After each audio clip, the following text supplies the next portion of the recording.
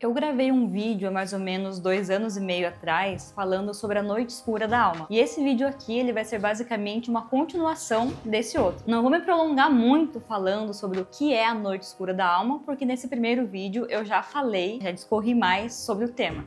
Mas só pra gente ter um panorama geral, o que seria a noite escura da alma? É uma sensação, uma dor de fato na sua alma, que chega até a parecer uma depressão, mas não é uma depressão, é um momento que você está vivendo, onde você tem uma aflição, mas ao mesmo tempo você sente que talvez possa ter algo de bom chegando, mas não é bem uma esperança ilusória, você sente, mas não consegue manifestar isso que você está sentindo. Enfim, eu vou deixar o vídeo aqui linkado na descrição para vocês assistirem primeiro aquele, caso ainda não tenham visto. Tá?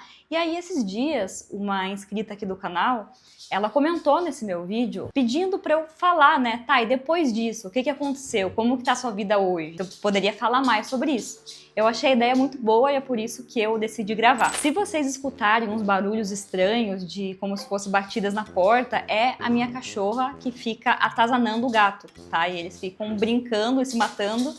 E é isso, então não tem muito o que fazer. Olha que interessante, logo depois que eu gravei aquele vídeo da Noite Escura da Alma, a minha vida, ela virou. Pra vocês terem uma ideia, na época onde eu estava vivenciando esse estado sombrio da alma, eu morava aqui onde eu moro hoje, sozinha com meus 2 gatos. Logo depois de estar vivendo esse momento, eu acabei conhecendo a minha esposa, que na verdade a gente já se conhecia, mas a gente acabou se aproximando, né? A gente acabou, enfim, coisas que aproximaram a gente, na verdade, porque não foi algo intencional que eu quis buscar ou ela. As coisas aconteceram para que isso acontecesse. E aí, pouco tempo depois, a gente realmente percebeu que, de fato, éramos eu para ela e ela para mim. E ela decidiu vir morar em Curitiba, porque ela não era daqui. Então veio ela com a filha dela, que hoje tenho por minha filha também. Então assim, só disso daí a gente já vê uma dinâmica muito diferente na vida acontecendo. E de fato aconteceu isso, né? Poucos meses depois eu tava me vendo casada com uma filha,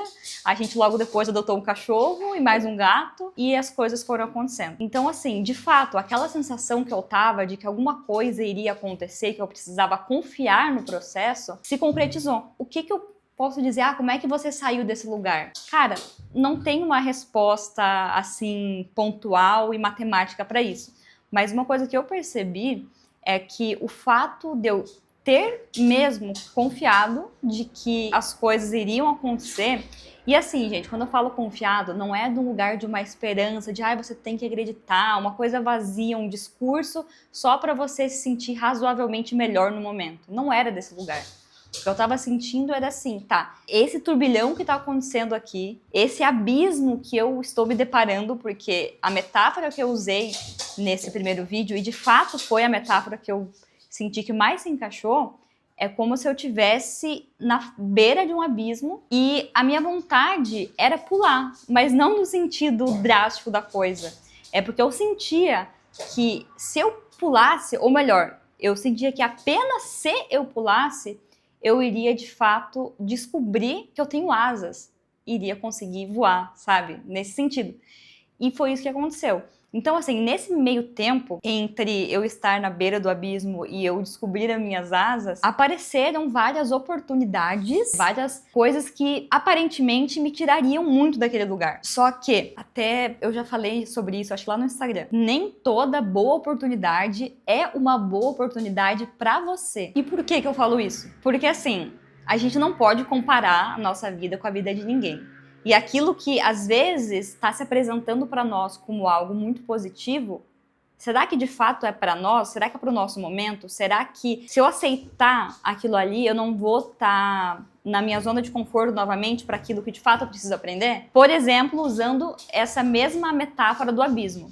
Se eu entendi que apenas pulando no abismo eu iria descobrir o poder das minhas asas, você acha que se alguém jogasse uma corda para que eu me segurasse quando eu já estivesse, né, pulado nesse abismo, pareceria uma boa ideia? Quem olha de fora, sim, seria uma coisa boa, né? Alguém te resgatando.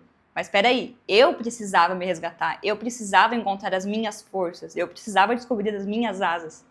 Então, nem toda boa oportunidade é uma boa oportunidade para você. E foi isso basicamente o que eu fiz. Eu neguei várias ajudas, oportunidades, certa de que, pera, não é isso. Se eu aceitar essas coisas, eu vou cair no mesmo lugar, mas esse lugar que eu tô também não tá bom, então foi esse conflito, mas até que as coisas foram acontecendo, minha vida foi mudando, e enfim, coisas boas começaram a acontecer. Só que uma coisa que eu gostaria de trazer pra vocês, e que eu entendi desse processo também, apesar de que isso já é uma ideia que reverbera dentro de mim, mesmo antes disso tudo, é que assim, o nosso estado de evolução, não gosto dessa palavra, de autodescobrimento, a nossa jornada interior, digamos assim, ela acontece em graus. Então, por exemplo, nesse momento onde eu estava vivendo a noite escura da alma, aquilo tudo é como se tivesse rompendo várias camadas, várias coisas do que eu acreditava ser real, como se eu tivesse chego ali no limite de algo e não dava mais. Então eu precisava largar esses apegos, as coisas que me seguravam nesse lugar para que eu pudesse avançar. Então eu precisava deixar algo morrer para encontrar algo maior mais para frente. E esse processo de deixar morrer faz parte da noite escura da alma.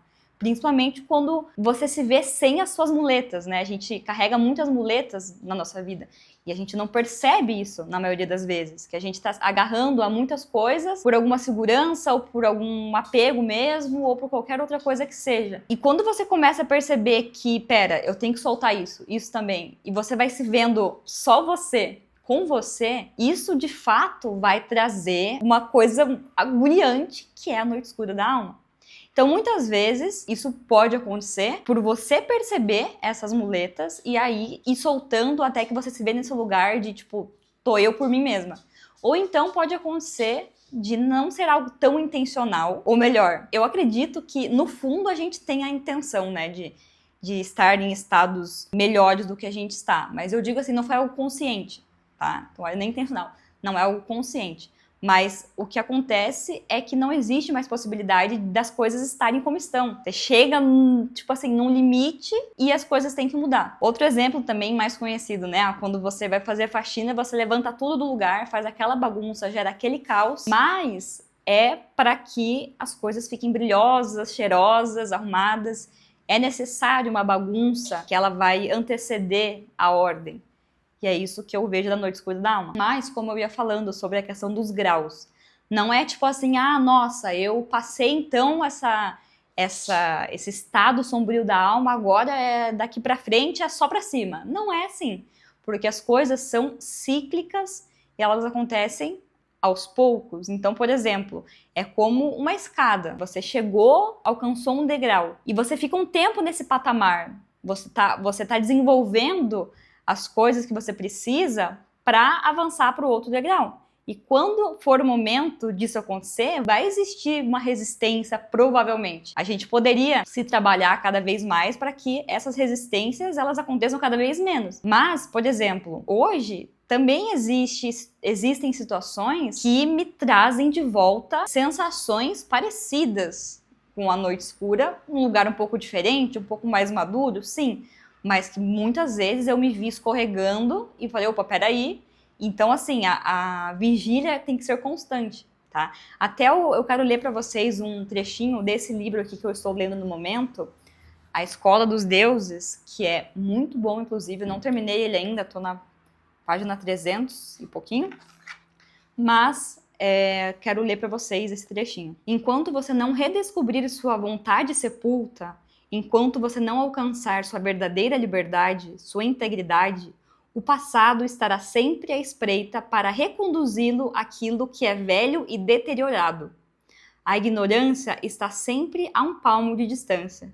Se você deixar de vigiar e se esquecer do sonho, será pilhado num instante, e com você, cada conquista, cada entendimento, ainda que conseguidos a duras penas, degradarão. Não importa quanto trabalho você tenha dedicado, enquanto você não atingir a totalidade do ser, estará sempre em equilíbrio instável sobre o abismo da sua ignorância. Então, assim, é isso.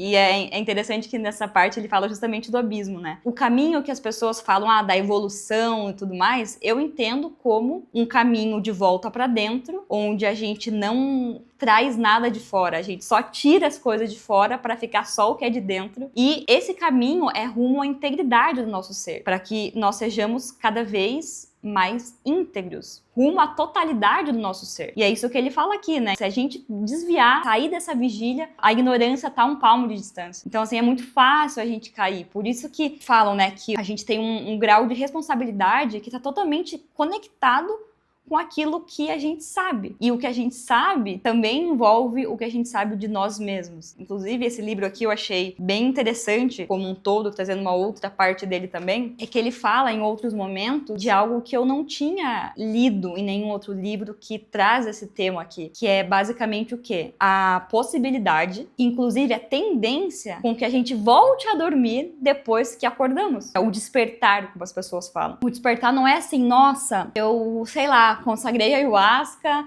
ou eu tive um sonho aqui, ou eu descobri uma coisa aqui, outra ali, e aí pronto, despertei, entendi alguma coisa de física quântica, espiritualidade, despertei, e agora tudo é lindo, gratiluz e somos todos um. Coisas não são assim, tá? Alecrim dourado. O buraco é bem mais embaixo, então mesmo que, de fato, você não tenha entrado nesse caminho de volta a si mesmo, de uma forma superficial, que de fato você esteja dedicado e buscando o autoaprimoramento, o autoconhecimento, é muito fácil você se esquecer, você voltar a dormir, você evitar entrar em contato com camadas mais profundas, porque não é agradável.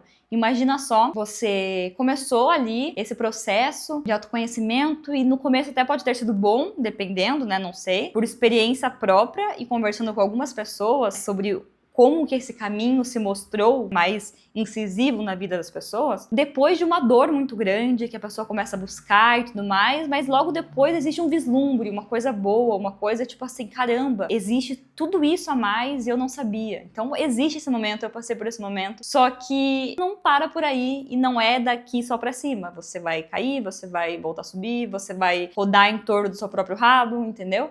E é isso, a gente precisa estar dedicado, a gente precisa saber se de fato a gente tem esse pacto com a gente mesmo, sabe? Essa vontade real de sermos reais, porque a integridade é isso, é você se despir das máscaras, é você tirar tudo aquilo que foi colocado socialmente. Não há nem culpa muitas vezes das pessoas que estão perto de nós, porque elas também foram ensinadas assim e acabaram nunca se perguntando se as coisas seriam de fato desse jeito ou não. Mas acontece que depois desse primeiro momento, que a gente tem esse vislumbre, que a gente tem esse encantamento por descobrir as coisas de uma maneira diferente, pode ser que você indo um pouquinho mais a fundo, você comece a encontrar coisas que você não queira olhar. E se você olhar para isso, basicamente todas as bases que você tem na sua vida, ou pelo menos muitas dessas bases, vão cair por terra. Você vai ver que não faz sentido. E se você entender isso, você tem que mudar isso. Porque fica incompatível, você não consegue mais desver o que você tá vendo.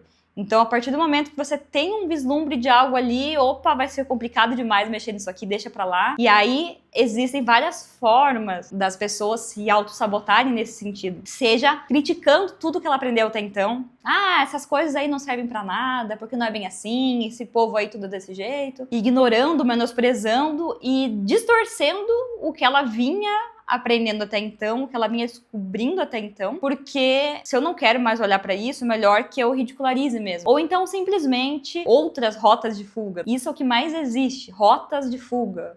Qualquer coisa pode ser uma distração para que você coloque a sua atenção em qualquer outra coisa que não seja aquilo de mais importante, que é você mesmo. E aí até muitas pessoas acham que até algum tipo de prepotência ou de egoísmo falar que o mais importante que existe é você mesmo. É muito pelo contrário. Quanto mais eu foco em mim, quanto mais eu busco entender quem eu sou e tirando todas as camadas que impedem de eu perceber o amor que eu sou e conseguir manifestar esse amor que eu sou e sentir esse amor por mim, eu não tenho como sentir por mais ninguém esse amor. Porque o mundo é reflexo do que nós somos. O mundo é assim porque você é assim. Essa é uma frase muito falada nesse livro aqui.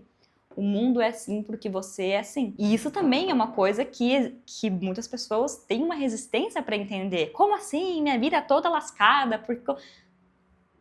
Ou você encara a responsabilidade de que, de fato, nós somos criadores do que acontece na nossa vida e que as circunstâncias que nós estamos vivendo, elas não são a causa, elas são o efeito daquilo que a gente nutriu, seja de pensamentos, de emoções, seja de intenções, seja de se esquecer, basicamente. E é claro que isso é desafiador, é claro que o mundo vai trazer inúmeros desafios, mas é justamente nesses desafios que a gente consegue ter a prova real de que a gente confia na vida, de que a gente confia no processo, e não é o confiar porque, cara, é foda, porque tudo que existe pode ser deturpado, pode ser levado para um lado onde vira uma coisa vazia e tira totalmente do contexto do que de fato é. Essa coisa do confie no processo muitas vezes é usada por pessoas que não querem fazer nada, só querem confiar no processo, mas não tem nenhuma mudança em si mesmo para que o processo aconteça.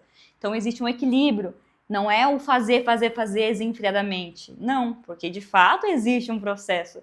Mas também não é sentar a bunda no sofá e achar que o processo vai se fazer sozinho. Então existe esse equilíbrio, essa cooperação do ser com o agir, com o não agir, com o observar, com o intuir, tá? Então, assim, eu acabei indo meio longe, mas eu acho que vocês entenderam. A noite escura da alma, ela não é algo que vem para ser algo negativo. Por mais que quando a gente está vivenciando, ela acaba sendo muito desafiadora. Só que quando você entende o propósito dela estar na sua vida e que ela veio pra te dar um chacoalhão pra, tipo assim, ou vai, você fala, cara, se não fosse ela, talvez não tinha ido. Entendeu? Comentem aqui, vocês que já passaram por isso, como que está sendo esse processo, vocês que já saíram desse lugar, como que foi, quais as transformações que vocês sentiram, e até a próxima!